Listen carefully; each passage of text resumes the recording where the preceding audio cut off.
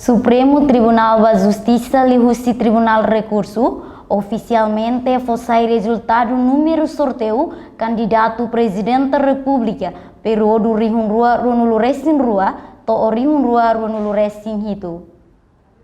Resultado ne fossai liu cidadã número sorteio ba candidato presidente da República na insanulu resin nen ba período rihun rua runulu resin rua to rihun rua runulu resin hitu. E a Tribunal Recurso kai coli dili quinta-feira semana ne. Candidato nebe admitido e a processo verificação atu compete e eleição presidencial nebe se realiza e a loron sanulu resin sia bulan março tina ne. Makanesan candidato independente Isabel da Costa Ferreira, o número sorteio Ida. Candidato independente Hermes da Rosa Correa Barros, o número sorteio Rua. Candidato independente Maria Angela Freitas, o número sorteio Tolu. Candidato independente Rosério Tiago Lobato, o número sorteio Had. Candidatos Partido Democrático da República de Timor, PDT, Anacleto Bento Ferreira, o número sorteio Lima.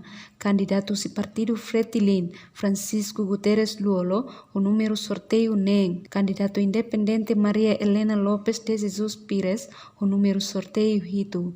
Candidato independente Tito da Costa Cristovão Leranan Timor, o número sorteio Walu. Candidato Partido Kunto, Armanda Berta dos Santos, o número sorteio Cia. Candidato independente Antero Bendito da Silva, o número sorteio Sanulu. Candidato independente Constâncio da Conceição Pinto, o número sorteio Sanulu Resin Ida. Candidato independente Virgílio da Silva Guterres, o número sorteio Sanulu Resin Rua. Candidato independente Martino Zermano Guzmão, o número sorteio Sanulu Resin Tolo.